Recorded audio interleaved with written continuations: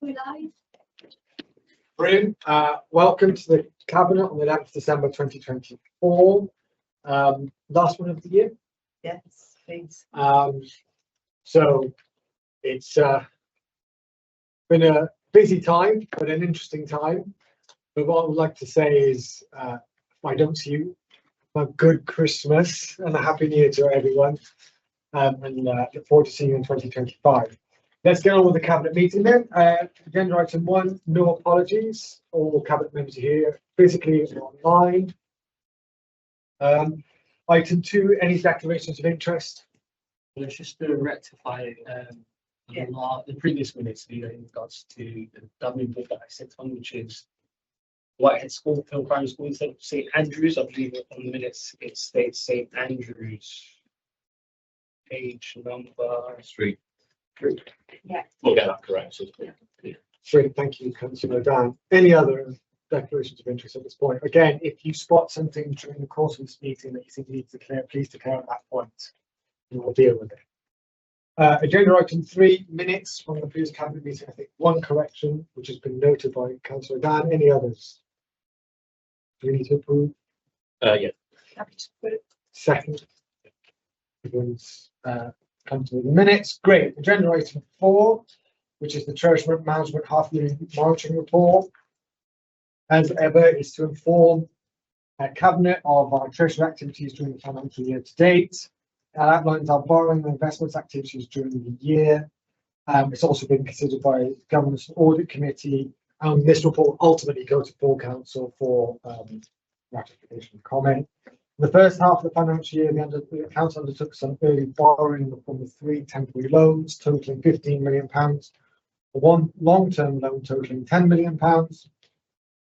This was done at a time that interest rates dipped for a very short period of time, and the council, knowing that it has a clear need to borrow at the end of this financial year, took advantage of slightly favourable rates that became available, thanks to our finance team to being on it and being quick when they need to be quick.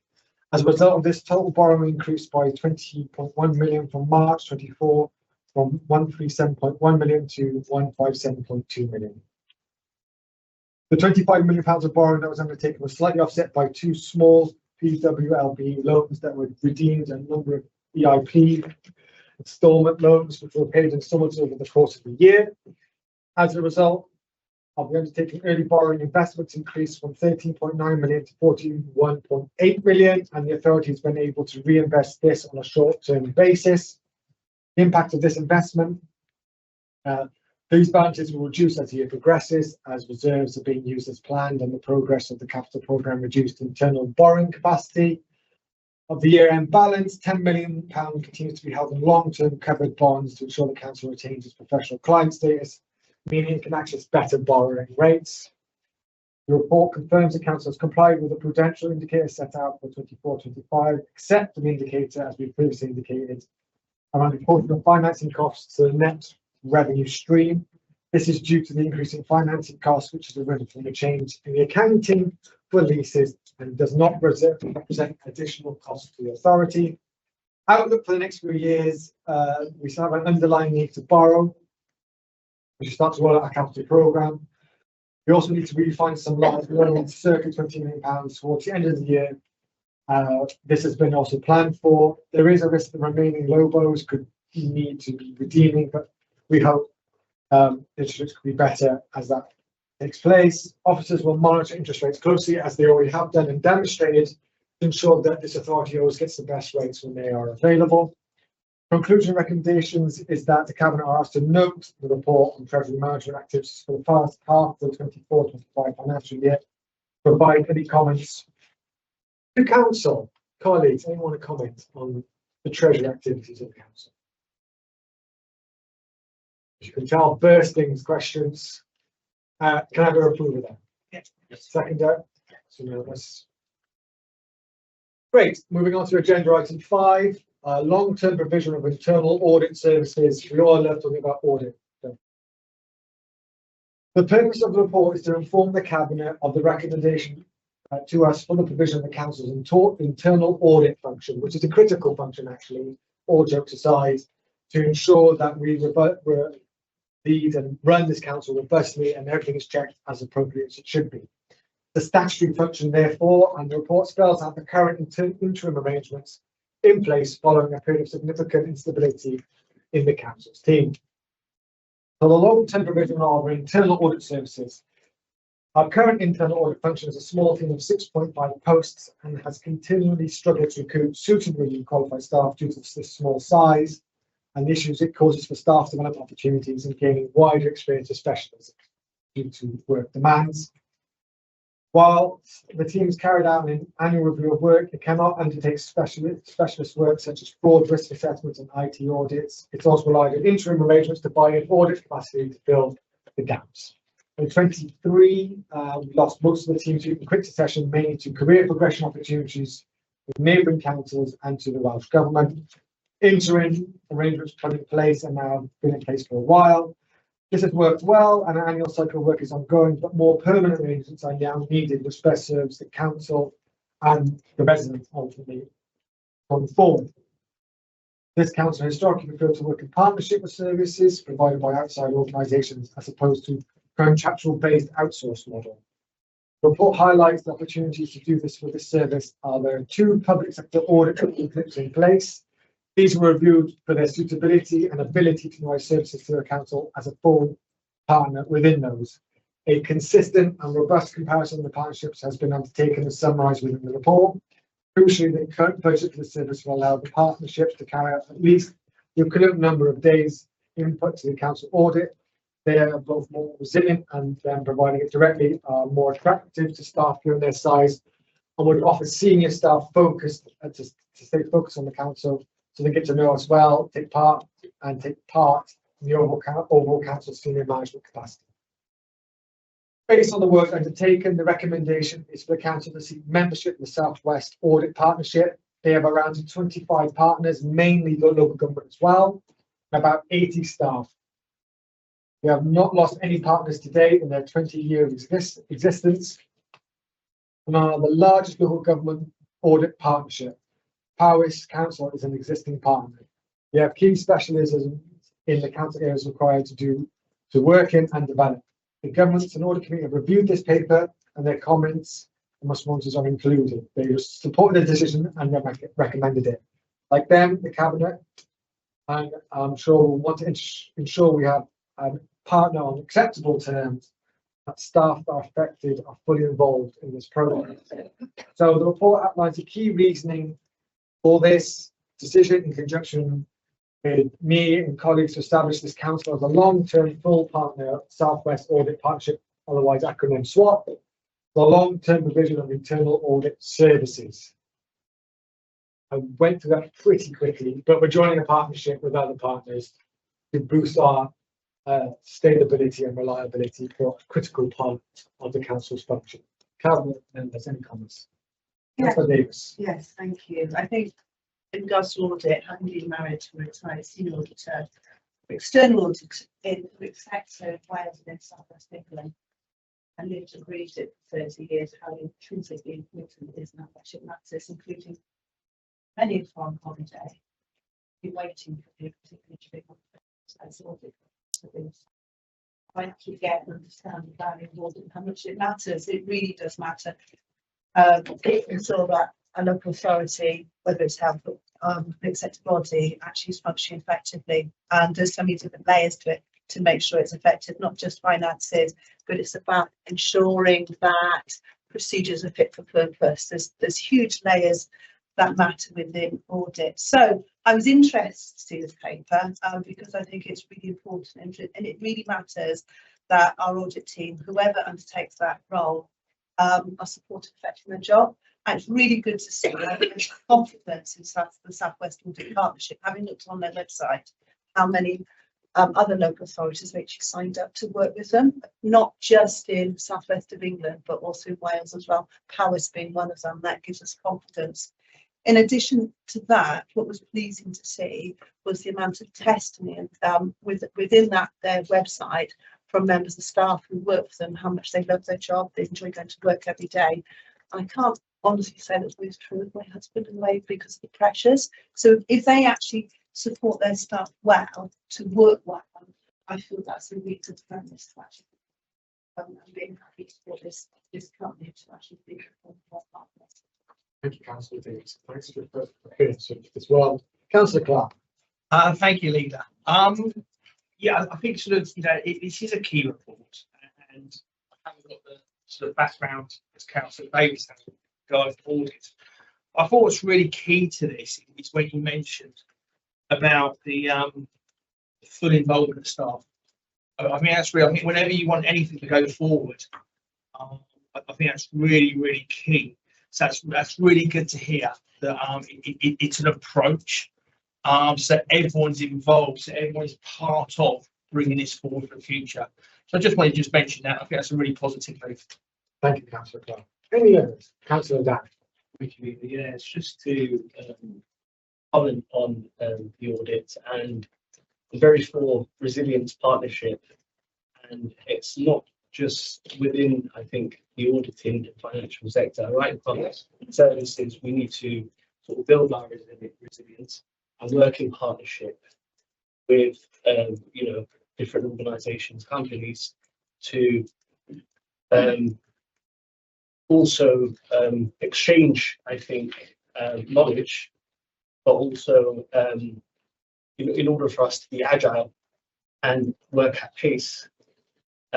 We don't all have the skills, I think, within this authority, and we do need to bounce off other external organisations to deliver for the community effectively. Thank you, Councillor Dan. And I think, as all of you highlighted, the need to work with partnerships to provide that resilience, sustainability, and career progression for our staff, and give them experience and professionalism, which is noted in the report. Also, will enhance our capabilities as well, and many others. I think, Councillor Lacey, you've got your hand up.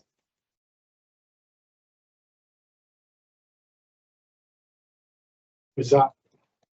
Councillor Lacey wants to speak. Councillor Lacey, can you hear us?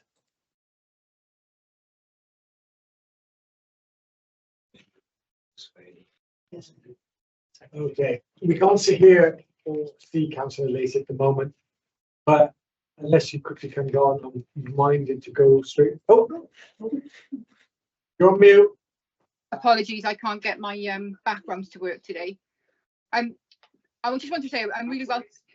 Yeah, I can hear you. Can you hear me? Yeah. Yes. Yeah. Okay. Sorry. So basically, I just wanted to say. So, Councillor Lacey at the moment. oh, Unless you quickly can go on, I'm minded to go straight. Oh, can you hear me now? you're on mute. No, I'm not on mute. I can't get my backgrounds to work today. I just want to say I'm really well. Yeah, I can hear you. Can you hear me? Yes. Sorry, is it working? Yes. It's working now.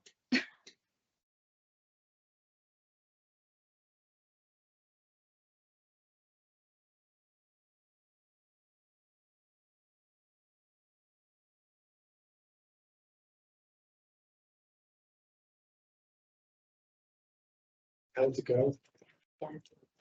Okay, am I okay to go or not? Yep.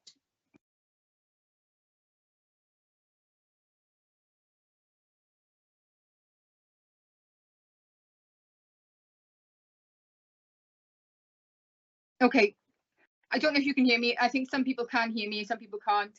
Basically, I wanted to say that I started my career as an auditor through secondment places within the workplace. And I mentioned this once whilst I was on audit committee back in 2017. And I think I'm wondering whether there's also an option to look into that, whether we take staff from within the council that are not auditors, but they work on a secondment basis with the audit team. And that's actually how I started my career in audit 25 years ago. So I just wanted to bring that in there. And then I specialised. So I don't know whether it's something that we can take into account going forward. Sorry, I don't know what's happened with how long it was delayed, or if you've heard everything I've said. Thank you, Laura. Can you just say thank you as well? Yeah. Just in case that takes 10 minutes.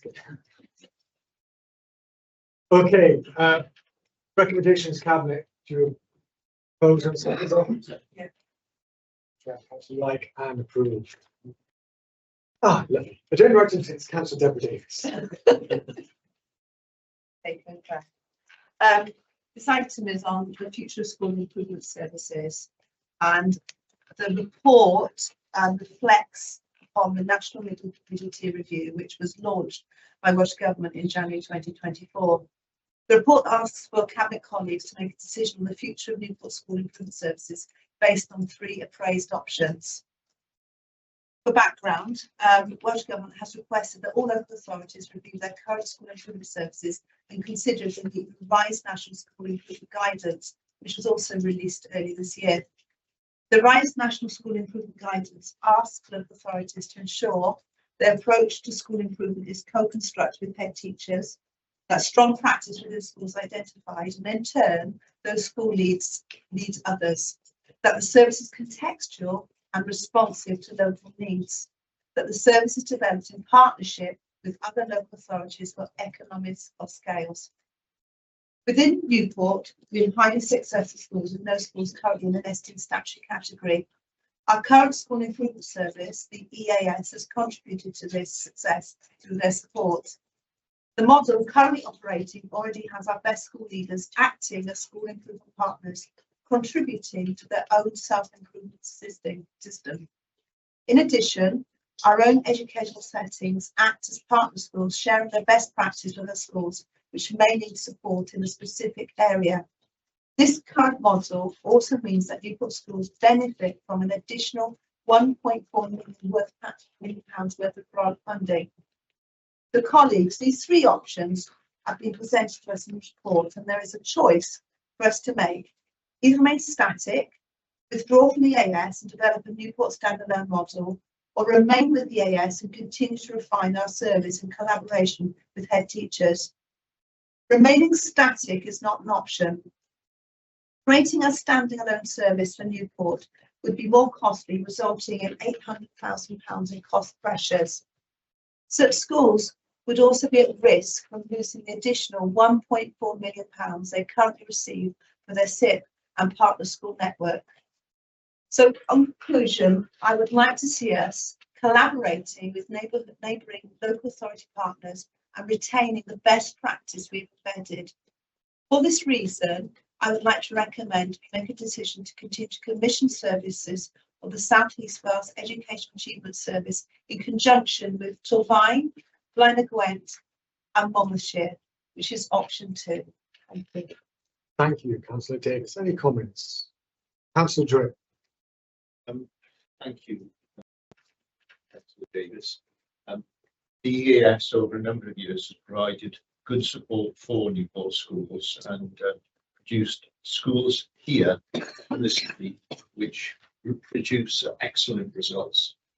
I think that not only does the EAS help schools to improve, but helps school governors as well through an educational program, supporting governors to help schools to improve. So I fully support the recommended option. Thank you, Councillor Drake. Councillor Van. And thank you, Davis. I mean, I can't articulate it quite well as Councillor Drake. I mean, he's put in his education, I think, hat on as a, I want to say, former deputy head. But I very much agree with Councillor Druitt. And again, it goes back to partnerships, doesn't it? Working collaboratively with partners and having building that resilience, having that shield against any potential risks in the future. To the position that I would personally like to support is working obviously collaboratively. And it's a no-brainer for me. Thank you. Thank you, Councillor Dan. I'm scared to ask anyone online, to be honest. In 10 minutes, I might come back to you. But in the meantime, what I would say is adds to our partnership working across several different services, and that's the theme, isn't it, really? And, you know, I just want to add, there are different opinions, isn't there, around partnership working. But I think collectively we're stronger. Yeah. And that's no slight on our internal education services, which is, I think, creme de la creme. I want to pass my thanks to them and the team who do a great job for, more importantly, our children. And so, and to our teachers and teaching assistants and support staff who do a fantastic job. This is about ensuring we have the best architectural framework to support them, our in-house team and our teachers and our children to do the best they can for their pupils. I don't see any online hands, so are you happy to propose? Yeah. I'm happy to propose to support option 2. A seconder?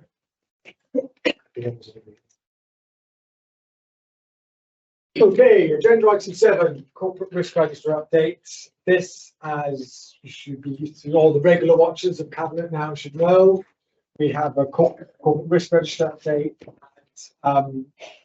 This is the latest update from what are all the risks we are facing and how we're doing, what we're doing to mitigate.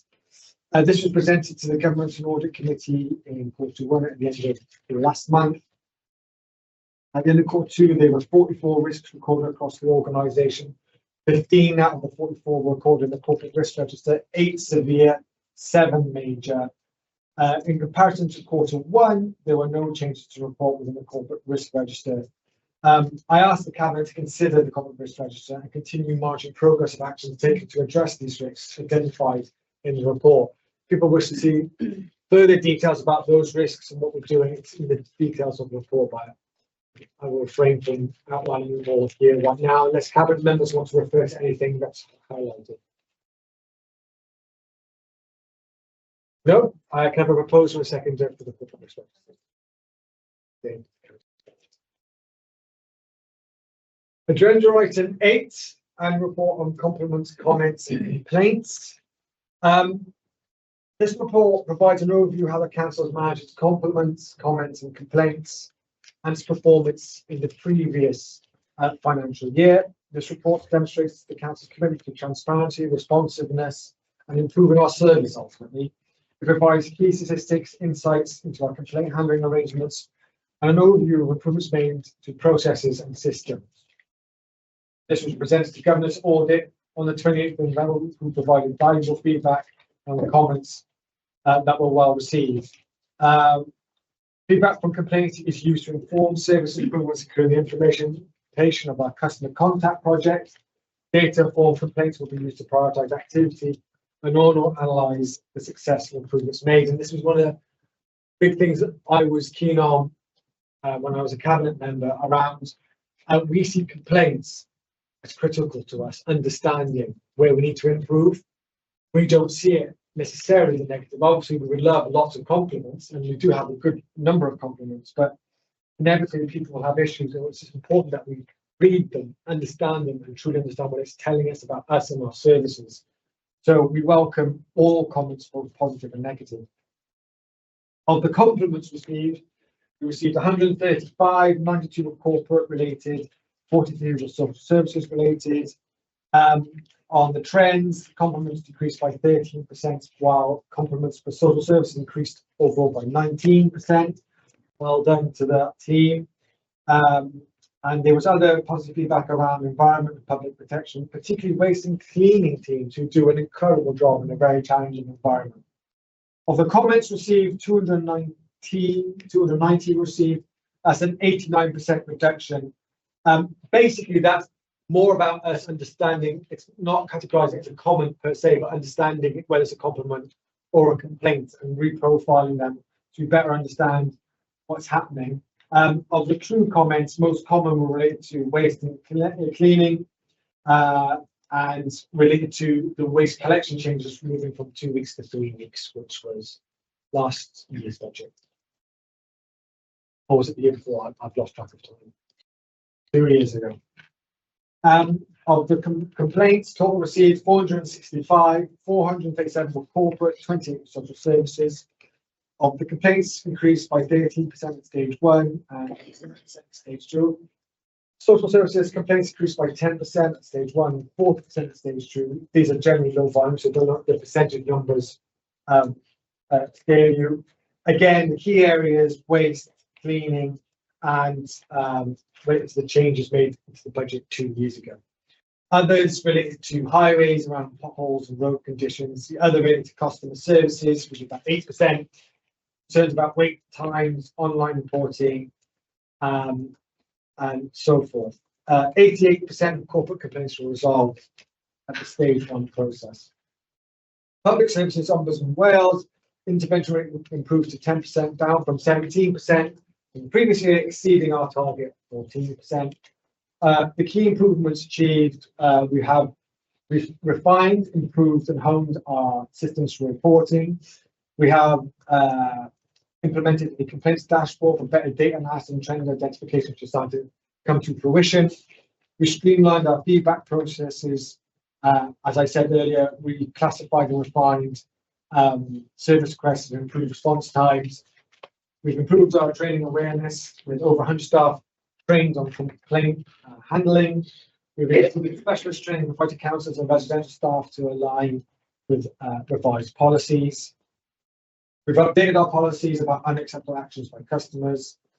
And we have, importantly, got future programs around constant improvement, one of which I think we've mentioned several times is a new customer service platform and offer that's going to be rolled out over several years. But we are very cognizant that we need to streamline and hone that process so it meets resident expectations, and equally reduces the workload for staff so they can understand what's happening and handle that in a timely manner, which is better for them, better for our residents, and also we can better understand what's happening out there on the ground.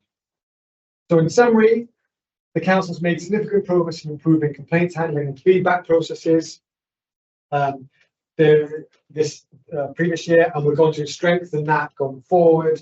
We're committed to transparency, responsiveness, and continued service improvement. Cabinet, I asked to endorse the annual compliments, complaints, and comments for the 23-24 and the improved areas. Any comments from Cabinet members? Councillor Forsey. I thought I should comment as environment and public protection has the highest number of complaints, but also compliments. This is due to the high number of interactions that residents have with services delivered by environment and public protection. Most of the services, waste collection, street cleaning, recycling, parks, plays, cemetery and ground services, are all frontline services that all residents use and receive. This means environment and public protection is normally at the top of this list when we come to comments and complaints. And this is usual, and we are also striving to improve it. Waste and cleaning complaints were high compared with other areas and make up most of the total complaints for environment and public protection. Regular street cleaning in many areas across the city is carried out on a daily basis, but also we need to think we've got some 3,000 streets that need cleaning, and that's a huge number, isn't it? Access to the recycling centre is all the year round, 7 days a week between 7 AM and 5 PM, and that amounted to 170,000 visits last year, which again is a huge number. But even bigger is the millions of waste collections across the city. Every household receives recycling collections every week, garden waste and non-recyclable waste collections every 3 weeks. And altogether, this amounts to over 5.6 million individual collections. So when you think about that number, it's a very small proportion, very small percentage when something goes wrong. 23-24 also saw significant service regarding waste collections, and when there's any change in a service, it's common to have some level of disruption until things settle down. I've got one ask of the report, and possibly for next year, because I think there's a difference between one person making 50 complaints and 50 different people making one complaint. So where you've got some what you might call frequent flyers, I think that's the sort of thing that would be interesting to note in the report. And similarly with things like the freedom of information requests, if you've got one person who is putting in 50 requests, that is different to a person who makes a request now and then. So that's my ask for the reports for next year. And I'd just like to finish with a sort of some of the positive comments that are in the report, and that it is around the fast response of the fly tipping team. And when fly tipping is reported, the team are out there very speedily cleaning up after people who are doing these illegal acts, and please stop. They are despicable, but well done to the team for their very fast response. Thank you, Councillor Forsey. Thanks for providing the context of the complaints, and duly noted if officers can make that note from the cover. I'd be grateful. Councillor Howells. Hi, can everyone hear me? Yeah. Yes. Great. Good start. Yeah, I also just wanted, similarly to Councillor Forsey, you know, as I think highways and potholes it came up as an issue in the report. I think a lot of the comments Councillor Forsey made are also similarly applicable to the highways. You know, they're sort of frontline services to some extent. You know, everyone encounters them a road every day of their lives. You know, so obviously I think to some extent it has to be seen in that light. But I also just wanted to say how useful this report actually is, because it's just a really useful sense check, you know, and it sort of reassures us that we are actually understanding what we thought the issues of the public were, you know, because we go along a certain path trying to find solutions, and you know, then we get a report like this which sort of reassures us that we are understanding the public's concerns and that we are continuing on the right path. You know, I think as regards roads and potholes specifically, we've got a highways asset management plan that's coming out straight after Christmas that I think hopefully can shed a bit more light on what a complex area potholes is, and how financially constrained we are in terms of being able to address that, you know, but at the same time wanted to make sure that we use the resources we do have in the best way that we possibly can. So yeah, I think it's more a comment on how useful it is to actually see these reports. Thank you.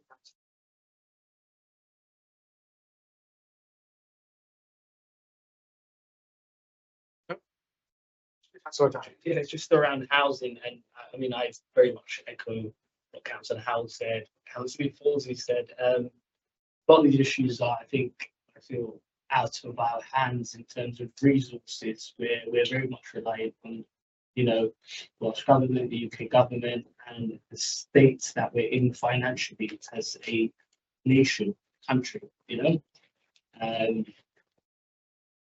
It's the demands that we're facing, of course, are enormous, and we have to be frank about that.